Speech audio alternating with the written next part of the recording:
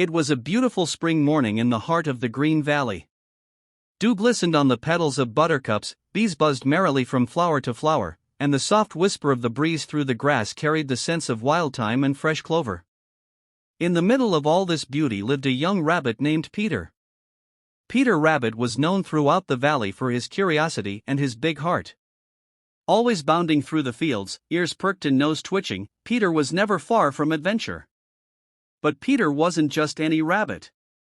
He had a special gift. He loved to help others. Whether it was helping a bird rebuild its nest after a storm or guiding lost ducklings back to their pond, Peter was always ready to lend a paw. His mother often told him, "Kindness, Peter, is the truest form of bravery," and Peter believed that with all his heart. One morning, Peter woke up to the sound of rustling outside his burrow. He poked his head out and saw his friends gathered near the edge of the woods.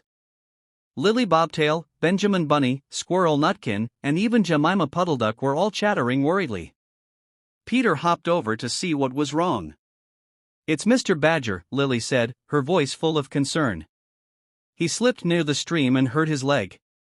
He can't walk back to his den. He's too heavy for just one or two of us to carry," added Benjamin. "And he doesn't want to trouble anyone," said Nutkin, crossing his arms. "But he needs help. He really does." Peter's ears perked up. This was exactly the kind of moment he had been waiting for. A time to show his friends that kindness could be powerful, even heroic. "We'll help him together," Peter said confidently.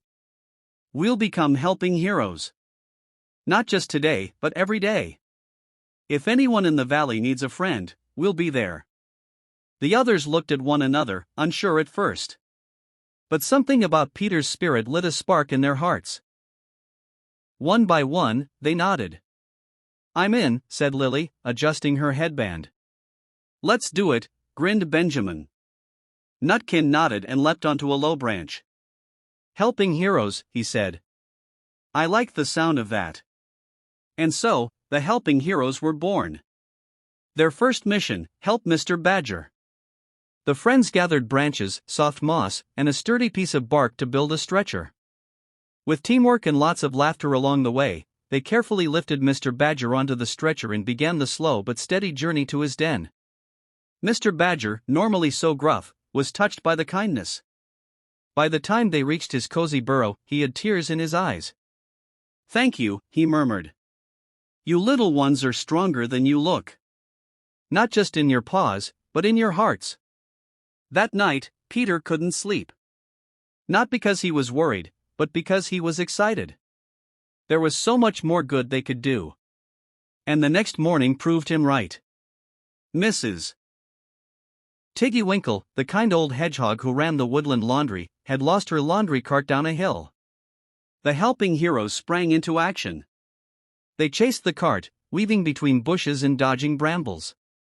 When they finally caught it, it was just about to roll into the creek. Peter lunged and caught the cart handle with his teeth, while the others pulled it back to safety. Mrs. Tiggy Winkle was overjoyed. "You children are angels," she said, patting Peter's cheek with a prickly paw. As days passed, the helping heroes became known all over the Green Valley. They helped Mole build a new tunnel after his old one collapsed. They rescued a baby bird who had fallen from its nest. They even stopped Mr. Todd the Fox from scaring the mice by showing him how to build his own berry patch so he wouldn't need to sneak into other animals' gardens. Word of their kindness spread beyond the valley. Creatures from neighboring meadows and woods began coming to Peter and his friends for help. Some needed food, others needed shelter, and many just needed someone to listen. The helping heroes never turned anyone away. But with all the good they were doing, something started to change. Peter began to feel tired. Not just sleepy, but heavy-hearted. He started wondering if maybe he wasn't doing enough. If maybe he couldn't help everyone. One afternoon, after helping Otter fix a leak in his dam, Peter sat alone by the riverbank, his feet dangling in the water. Lily noticed and came to sit beside him. "What's wrong?" she asked softly. Peter sighed. "There's just so much to do. So many creatures need help. What if I let someone down? What if I can't keep being the hero everyone expects me to be? Lily smiled and placed a paw on his. Peter, being a hero doesn't mean you have to do everything alone. We're a team, remember? Helping others is a gift, but you have to help yourself too. Take a breath. Rest when you need. The world doesn't need a perfect hero. It just needs someone who cares. Peter looked at her and smiled. Lily was right. He didn't have to carry the whole world on his shoulders. And maybe, just maybe, it was okay to accept help too. That evening, the helping heroes gathered by the old oak tree. Peter stood and shared what was in his heart. I want us to keep helping others, he said. But I also want us to remember to help each other. And ourselves. Being kind to ourselves is part of being kind to the world. The friends nodded, their eyes shining in the firefly light. From that day on, the helping heroes made a new rule. They would take turns, rest when needed, and always make sure every friend felt supported, including each other. Their missions continued with new joy and balance. They organized a forest cleanup day where all animals helped pick up litter. They built a tiny library under the big oak tree where animals could borrow story scrolls.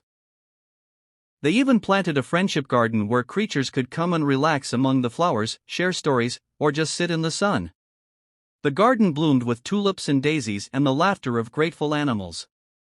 And in the middle of it stood a wooden sign that read "Planted with Kindness" by the helping heroes. One day, a storm swept through Green Valley. Trees fell, burrows flooded, and many animals were scared and stranded.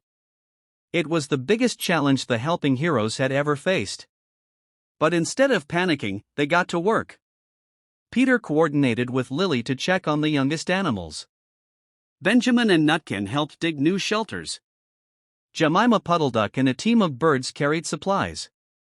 The whole valley came together because the helping heroes had inspired them to believe in the power of kindness. When the storm passed and the sun returned, something beautiful happened. The animals threw a big celebration in the meadow for Peter and his friends. There were songs and stories and berry pies. Mr. Badger gave a speech, Mrs. Tiggy Winkle brought her softest blankets, and even Mr. Todd tipped his hat with respect. Peter blushed as everyone cheered for him and his friends.